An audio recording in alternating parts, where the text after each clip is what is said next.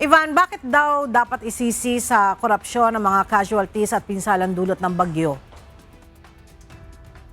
Yes, Ella, ayon kay Senator Bam Aquino, bilyong piso ng pondo ang nakalaan sa Cebu para sa flood control projects. Pero sa kabila nito, bigo nitong protektahan ang mga residente mula sa matinding pagbaha.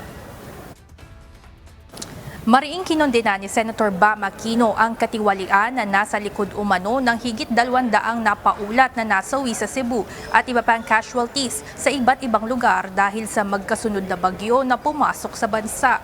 Sa pahayag na inilabas nito, sinabi ng senador na nakakamatay ang nangyayaring katiwalian at kasakiman dahil ito ang rason ng pagkawala ng mga buhay, pagkawasak ng ari-arian at pagkawala ng pinagkakabuhayan ng mga tao.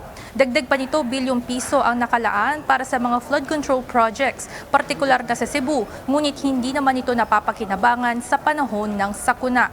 Biguan niya nitong protektahan ang mga residente sa matinding pagbaha, bunsod umano ng substandard construction sa mga ito. Samantala, nananawagan naman ang senador ng pananagutan mula sa mga nasa likod ng mga maanumalyang flood control project matapos ang nangyaring pananalasa. Bukod sa accountability, kailangan din anya ng pangmatagalang reforma o solusyon upang hindi na maulit ang ganitong trahedya sa hinaharap.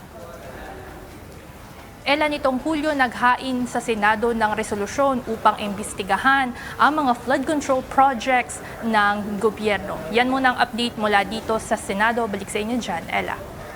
Alright, maraming salamat, Ivan Alvarez.